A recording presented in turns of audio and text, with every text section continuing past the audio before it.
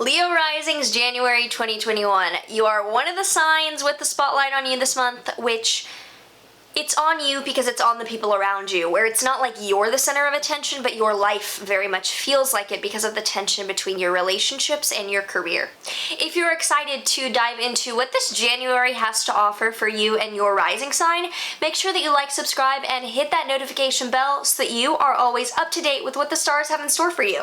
This video is brought to you by my new Modern Magic memberships. So recently launched on my website are membership tiers where you can access exclusive content like iOS downloads and widgets and backgrounds, monthly rising sign reports, and first access and availability announced to you, as well as discounts on my courses and consultations. So lots of cool things with me, live streams as well, not just content that you get, but interact with me and access to private groups and so many first offerings that I'm offering to my new membership community. So if you're interested in that, check it out on the website for as low as $7.77 a month.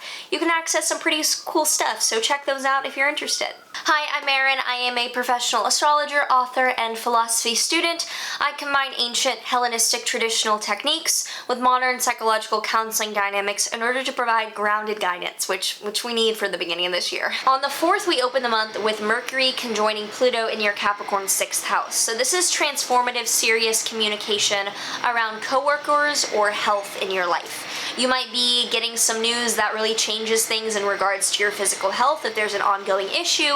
Could also mean that you're having some stern or very direct communication with coworkers.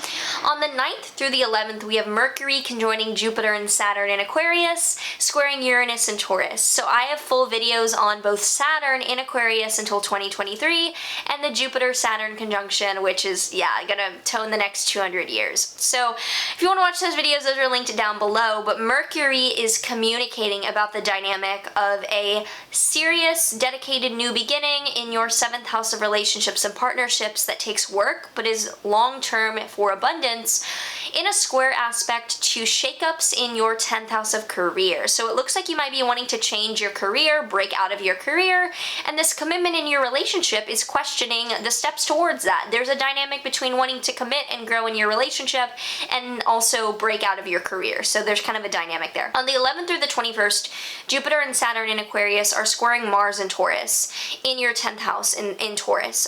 So the new beginning and commitment in your relationship, whether that's a romantic one or a business partnership, is at odds with a refusal to do the thing in your work. Like you are like, I'm gonna rebel by not doing it. Or maybe your boss is like, I'm gonna rebel against you by not giving you what you want. There's this rebellion through inaction going on in career.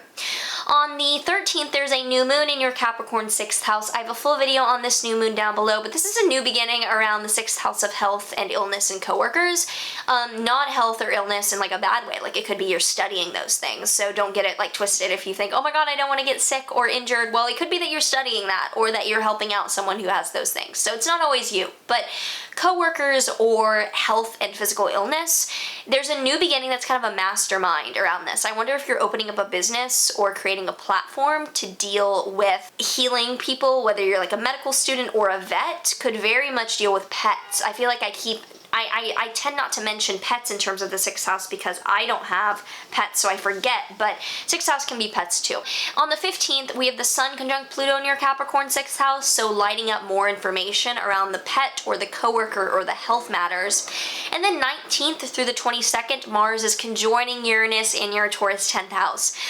Earthquaking energy in your career of inaction that leads to rippling out of tectonic plates. Like there's this friction that comes from staying in the same place in your career that's taking place as we close out the month.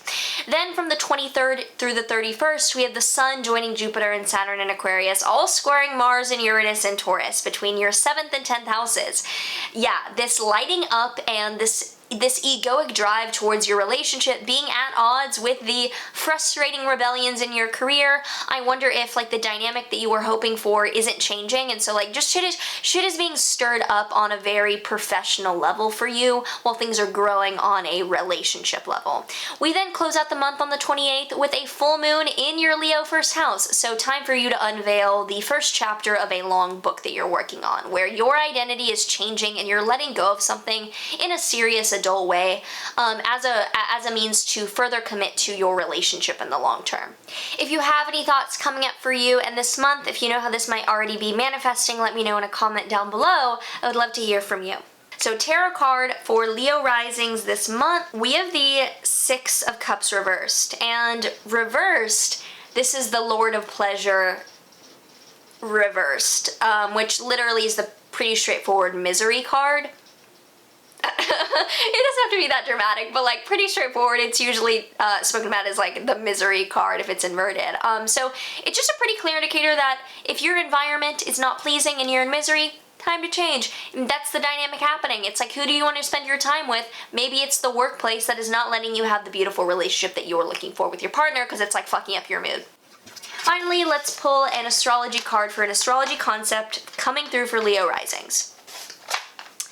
Chiron. A wound can become a healing tool, the wounded healer. I love Chiron because it's about healing others through being vulnerable about our own mistakes or our own insecurities or our own journey.